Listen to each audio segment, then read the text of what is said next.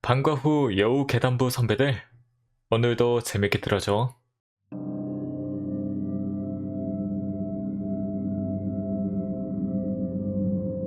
몇 년 전 내가 겨울산에서 체험한 공포 이야기입니다.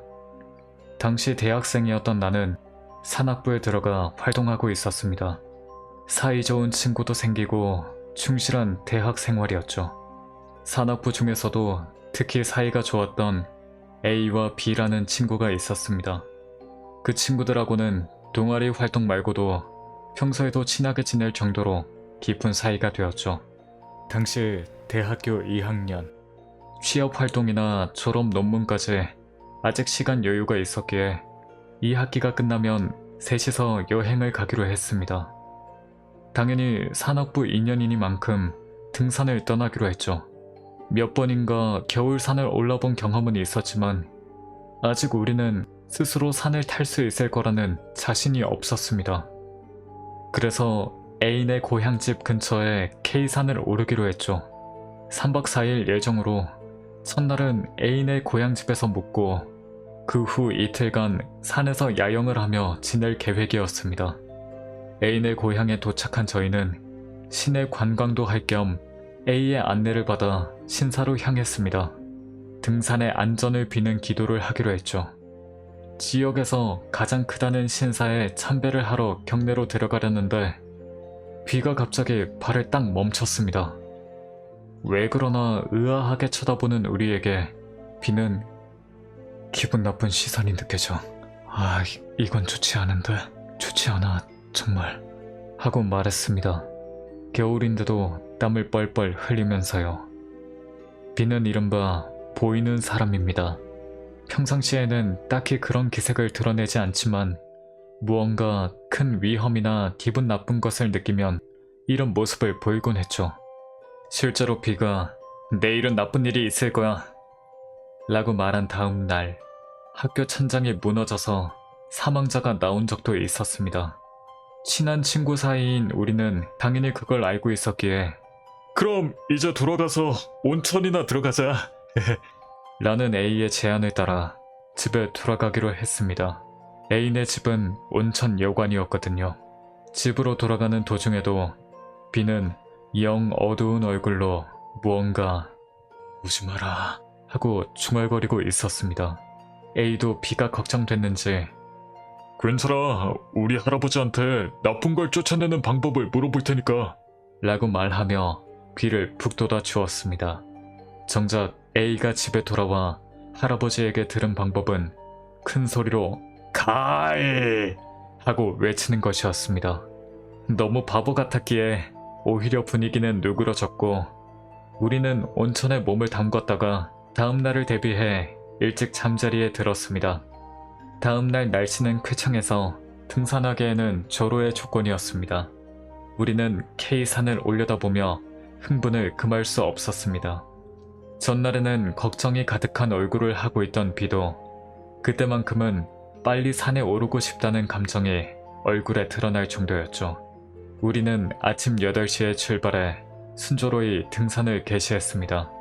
겨울산은 얼핏 살풍경해 보이지만 시간이나 고도에 따라 공기가 바뀌는 데다 흰눈 위에 점점이 보이는 생명의 흔적 등 보통 등산과는 다른 즐거움이 있습니다. 나는 취미로 사진도 찍고 있었기에 멋진 풍경이 나올 때마다 사진도 찍어가며 무척 충실한 시간을 보내고 있었습니다. 우리 셋은 오전 동안 각자 자유로이 산을 즐기며 계속 걸어가 산 중턱에 있는 오두막까지 가기로 하고 올라가고 있었습니다. 분위기가 바뀐 것은 막 오후가 될 무렵이었습니다. 날씨는 여전히 맑았지만 공기가 고정된 것처럼 느껴졌습니다. 움직임이나 분위기 같은 게 아니라 아예 사라져버린 느낌이었달까요?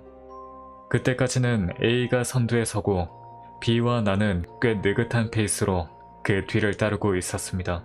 그런데 그 정지된 공기를 내가 느끼자마자 B의 페이스가 갑자기 빨라졌습니다. 눈 덮인 산은 그냥 봤을 때는 텅 빈 죽음의 세계입니다.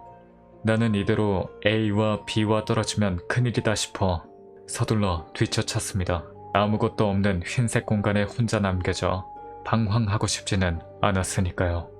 다행히 금세 따라잡을 수 있었지만 B의 모습이 이상했습니다.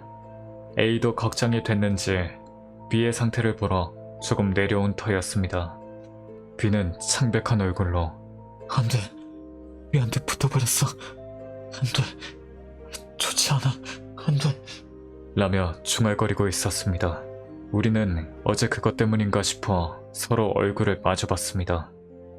B는 갑자기 고개를 들더니 뒤를 보면 안 돼! 뒤를 보면 안 된다고! 라고 소리쳤습니다. 미안해. 어제 그게 날 쫓아오고 있는 것 같아. 위험해. 그리고는 완전 울상이 되었습니다. 나한테는 영감 따위 하나도 없기 때문에 그때는 뒤를 봐도 아무것도 안 보일 거라 생각했습니다. 그래서 B의 충고를 무시하고 뒤를 봐버렸죠. 그러자 그게 있었습니다. 우리가 있는 곳에서 500m 정도 떨어진 거리에 사람은 아닌 무언가가 우리를 가만히 바라보고 있었습니다. A를 보자 A도 같은 걸 봤는지 얼굴이 굳어 있었습니다. 나는 처음 보는 심령 현상에 놀라면서도 그것을 잘 관찰했습니다.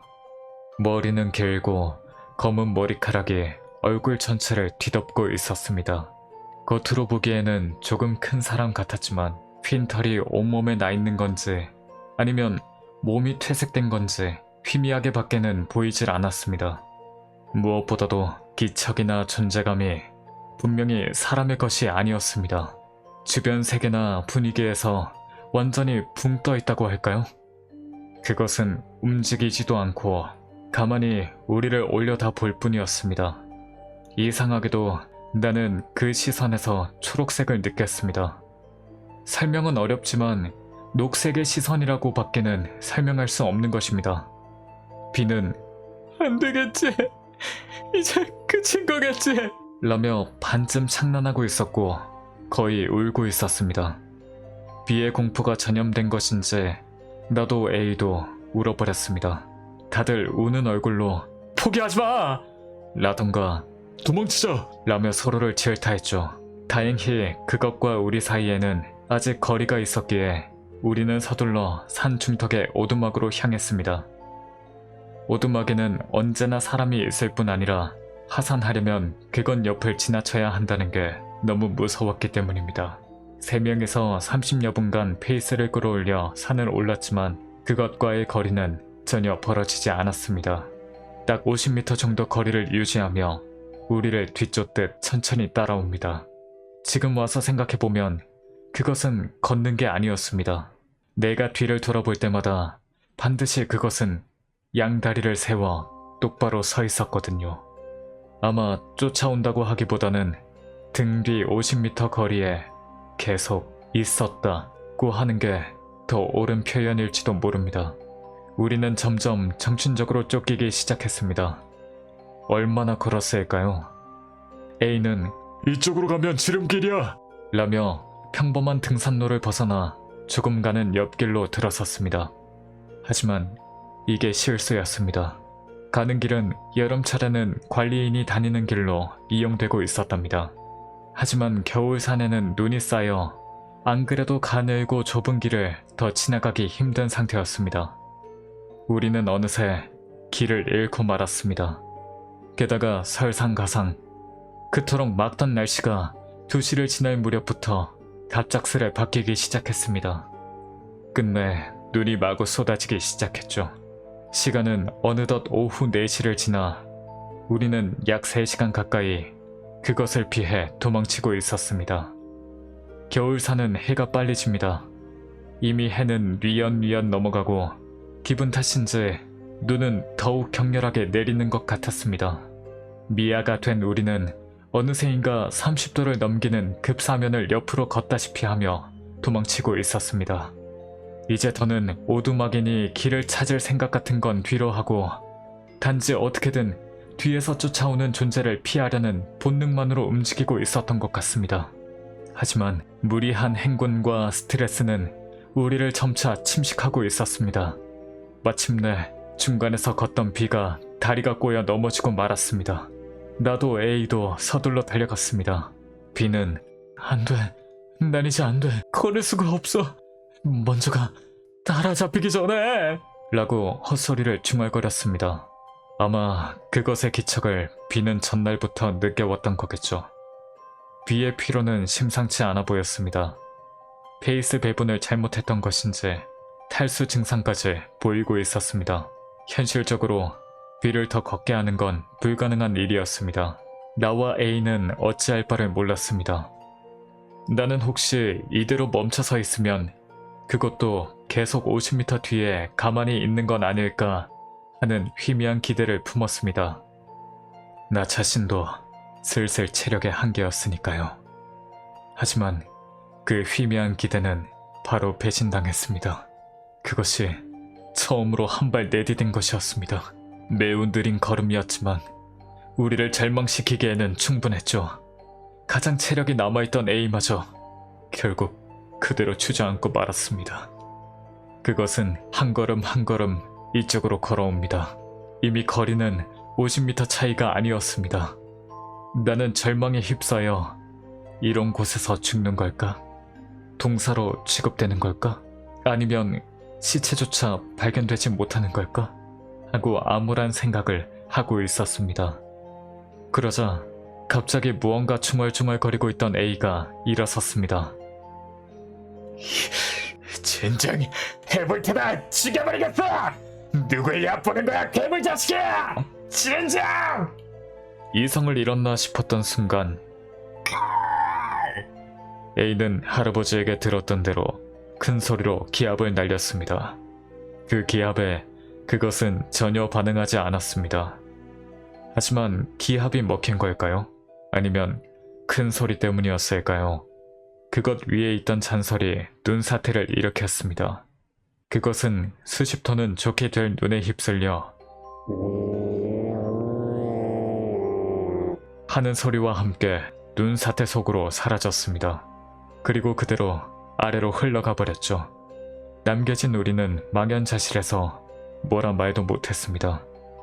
그날은 눈으로 이글루를 만들어 하루를 보내고 다음날 하산했습니다. 이 사건은 아직도 제게 트라우마로 남아 있습니다.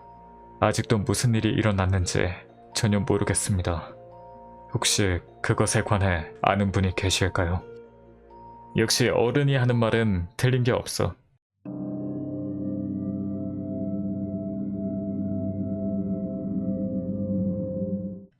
지금 와서 돌이켜보면 식은땀이 나는 이야기입니다.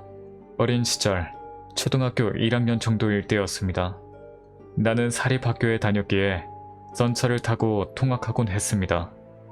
부모님은 알겠니? 학생은 전철에서 앉으면 안 돼. 서서 가는 거야. 라고 말하셨기에 나는 언제나 문 옆 난간에 기대어 전철을 탔죠. 그 난간 바로 옆자리에 아줌마가 앉기 시작했습니다. 처음에는 안녕. 이라던가 오늘 날씨 좋구나. 라며 가벼운 인사를 나누는 정도였습니다. 하지만 한 달 정도 지날 무렵부터 엿이나 과자 같은 걸 주기 시작했습니다. 솔직히 저한테는 필요가 없었습니다. 학교에 가지고 가면 선생님한테 뺏기거나 괴롭히는 아이들한테 뺏길 게 뻔했으니까요. 집에서 낯선 사람한테 음식을 받으면 안 된다고 누누이 들었던 것도 있었고요. 하지만 아줌마는 온화한 얼굴의 사람이었기에 거절하는 것도 미안했습니다. 결국 나는 과자를 받으면 몰래 학교 쓰레기통에 버리게 되었습니다. 빼앗기는 것도 싫고 친구가 별로 없었기에 다른 친구에게 줄 수도 없었으니까요. 그렇다고 집에 가지고 돌아갈 수도 없고 그렇게 일주일 정도 지났을까요? 어느 날 아줌마가 크고 검은 비닐봉지를 들고 평소 자리에 앉아 있었습니다. 평소에는 내가 타고 나서 그 다음 역에서 탔었는데 나는 별 생각 없이 평소처럼 멍하니 난간에 기댔습니다. 곧 학교 근처 역에 도착할 무렵 아줌마는 스멀스멀 봉지 안에 손을 헤집어 넣었습니다. 오늘은 과자를 안 주려나 싶어 그 봉지를 슬쩍 봤습니다. 내가 받았던 그리고 내가 버렸던 과자가 그 봉지 안에 가득 들어 있었습니다. 그걸 보는 순간 사고가 멎어 아무 생각도 할 수 없었습니다. 아줌마는 나를 보며 능글능글 웃고 있었습니다. 그 얼굴을 보자 등골이 오싹해진다는 게 무슨 말인지 바로 이해가 갈 정도로 엄청난 공포를 느꼈습니다. 아줌마는 딱 한마디 무표정하게 말했습니다. 너 최악이구나. 버렸잖아. 내가 준 과자를 버렸어. 뭐라 말할 수 없을 정도로 무서웠습니다. 나는 도망치듯 전철에서 내렸습니다. 어째서 그 아줌마는 내가 학교 쓰레기통에 버렸던 과자를 가지고 있던 걸까요? 뜯지도 않은 과자가 쓰레기통에 있던 탓에 선생님이 무언가 했던 걸까요? 진실은 아직도 알 수가 없습니다.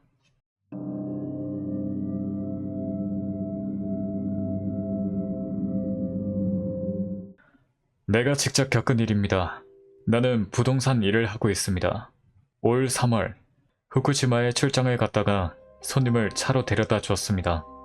도쿄로 돌아오기 전 한번 대지진이 일어났던 현장을 봐두고 싶어 밤에 해안도로를 달리고 있었습니다. 그런데 갑자기 옆에서 초등학생 정도 되어 보이는 아이 둘이 튀어나와 그대로 치고 말았습니다. 부딪히는 순간 죽었겠구나 싶더군요. 쾅 하는 충격이 있고 순간 멍했습니다. 하지만 곧바로 큰일 났다 싶었죠. 솔직히 도망갈까 싶기도 했지만 그대로 경찰에 신고했습니다. 차마 생사를 확인하는 건 무서워서 차에서 내리질 못하고 회사 상사와 경찰에게 연락했습니다. 처음에는 당황해하던 경찰관이 상황을 설명하는 사이 차분해져 갔습니다. 내가 기겁하고 있자 안정시키려 천천히 말을 해주더군요. 설명이 대충 끝나갈 무렵 경찰관은 천천히 말했습니다. 정말로 사람을 친 게 맞습니까? 무슨 말을 하는 건가 싶었지만 나는 네 라고 대답했습니다. 그러자 경찰관은 직접 확인해 보라고 말해 나는 조심스레 밖으로 나왔습니다. 차에는 충돌한 흔적도 없고 아이들의 모습도 보이지 않았습니다. 어두운 도로 위를 핸드폰 플래시로 비추며 10여 분 정도 근처를 돌아봤지만 사고의 흔적은 아무데도 없었습니다. 어안이 벙벙해져 이게 무슨 일인가요? 라고 경찰관에게 묻자 지진 재해 이후 자주 있는 사건이라는 대답이 돌아왔습니다. 많게는 하루 20번 정도까지 같은 신고가 들어온다는 것입니다. 게다가 경찰관의 말에 따르면 요새 해안도로에는 늦은 밤 다니는 사람이 절대 없다고 합니다. 일단 면허증 번호는 알려줬지만 최대한 빨리 돌아가라는 대답만 받고 그대로 끝났습니다. 아이들의 명복을 빕니다.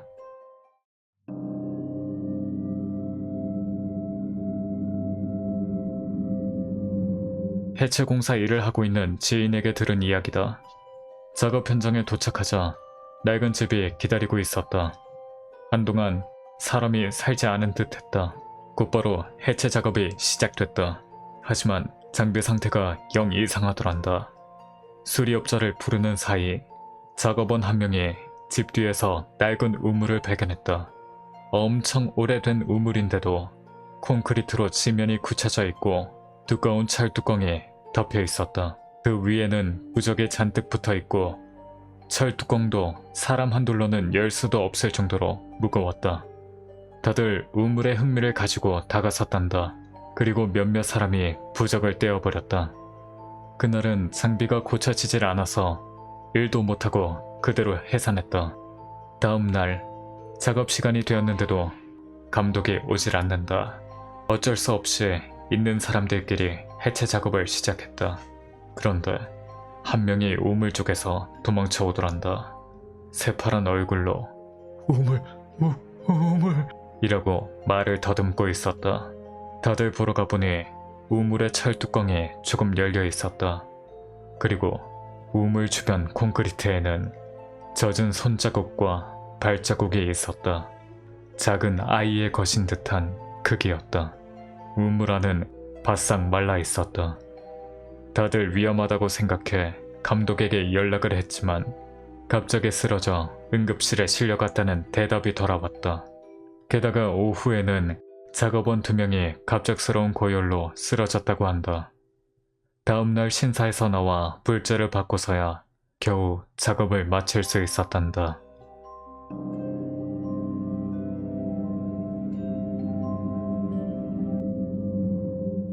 간호사로 일하고 있는 내가 간호학교를 다닐 무렵 이야기입니다. 전원 기숙사 제도의 학교였기에 뭐가 어찌되었든 선배 눈에 거슬리면 안 되는 곳이었습니다. 매년 여름마다 2학년이 주최하고 1학년이 받게 되는 담력시험이 있었습니다. 해부실과 표본실, 영안실을 순서대로 도는 거죠. 각 방에는 미리 이름을 적은 종이를 놓아두었기에 그걸 가져와서 마지막 결승점에서 기다리는 선배들에게 보여주는 겁니다. 나도 1학년 때는 호되게 당했었죠. 해부실이나 영안실은 별로 무섭지 않았지만 표본실은 진짜로 오싹했거든요. 오래된 병원이었기에 온몸이 통째로 포르말린 속에 담긴 남성과 여성이 한 구씩 있었고 기형 하나 반으로 잘린 태아 시체도 있었습니다. 반쯤 울면서 도망쳐 나왔던 기억이 나네요. 아무튼 그 담력시험인데 실은 매년 조금 눈에 띄는 1학년이 있으면 그 한 명만 이름이 적힌 종이를 만들지 않는 나쁜 전통이 있었습니다. 우리 학년에서는 머리도 좋고 얼굴도 예뻤던 K가 그 대상이 되었죠. K는 아무것도 모른 채 표본실에 들어가 이름이 적힌 종이를 찾았습니다. 어쩔 수 없이 영안실에 갔다가 2장만 들고 결승점으로 갔답니다. 당연히 선배들한테서는 온갖 잔소리가 쏟아졌죠. 끝내 화가 난 K는 그 자리에서 종이를 북북 찢어버리고 자기 방으로 돌아가려 했습니다. 하지만 선배들이 앞을 막아섰고 끝내 표본실에 갇혀버렸다고 합니다. 늦은 밤 순찰을 돌던 경비 아저씨가 발견해 열어줬지만 이 사건이 알려지면서 2학년들은 꾸지람을 받았죠. 그리고 2학년들은 그 꾸지람도 K 때문이라며 오히려 K를 더 괴롭혀댔습니다. 결국 얼마 지나지 않아 K는 학교를 그만뒀습니다. 그런데 그 후 K를 눈의 가시처럼 여기던 선배 3명이 온몸에 발진이 나고 사고를 당하게 되었습니다. 가장 잘난 척하던 선배는 계단에서 떨어져 양 다리가 부러지는 지경에 이르렀고요. 1학년들 사이에서는 모두 K의 생명이 복수하고 있는 거라는 말이 자자하게 나돌았죠. 그런데 그 말이 장난이 아니었던 겁니다. K와 가장 사이가 좋던 S가 선배들의 머리카락이나 속옷을 K에게 건네주던 게 발각된 거죠. 진짜로 선배들이 사고를 당하는 걸 보자 무서워진 S가 사감과 상담하다 알려지게 됐습니다. 사감과 새 선배가 K네 집으로 사과를 하러 갔답니다. 하지만 K는 이전과는 달리 끔찍하게 야위어 눈만 퀭하니 지켜두고 있었다고 합니다. 그 다음 해부터 담력시험이 엄격하게 금지된 건 말할 것도 없죠.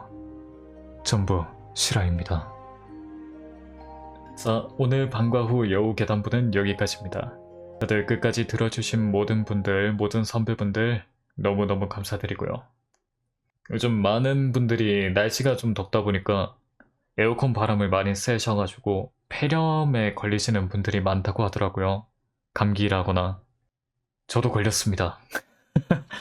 제가 유행이라는 걸 따르지 않는 사람인데 보기 좋게 걸렸고 올해에만 벌써 감기가 2번 걸렸기 때문에 정말 강아지보다 못한 게 아닐까. 목이 좀 심하게 부은 거랑 거기다가 몸살까지 터져가지고 녹음을 하는데 좀 지장이 많이 생겨서 이럴 거면은 그냥 빠르게 낫고 제대로 녹음을 하자라고 생각을 해서 한 주를 좀 쉬고 왔습니다. 몸 관리를 더 철저히 해야겠죠. 선배분들에게 더 재밌는 괴담들을 들려드리려면 제가 몸 관리를 더 잘해야겠죠. 제가 감동을 많이 한 게 많은 선배분들이 좀 걱정 많이 해주시고 응원해주시는 분들이 많아서 정말 감동했습니다. 제가 괴담부를 잘 운영하고 있구나 라고 생각하게 해줬고 또 하나 감사드리고 싶은 점이 있다면 저는 피드백 받는 걸 되게 좋아하는 여우인데 제가 하는 직업이나 제가 최종적으로 목표로 하고 있는 직업도 그 피드백 하나하나가 쌓여서 피가 되고 살이 되고 그리고 내 실력이 되고 내 것이 되는 거기 때문에 저는 피드백 듣는 걸 정말 감사히 생각하고 귀 활짝 열고 귀 바짝 세우고 귓구멍 열고 달팽이관 열고 착실하게 듣습니다. 피드백 해주신 모든 분들 너무 감사드립니다. 정말 진심으로 감사드리고요. 사소한 거도 좋으니까 피드백 해주시면 제가 듣고 나아가겠습니다. 피드백이라는 건 그 사람에게 1도 관심이 없고 나는 이 사람이 잘 되는 꼴을 보기 싫다. 그러면 나올 수 없는 게 피드백입니다.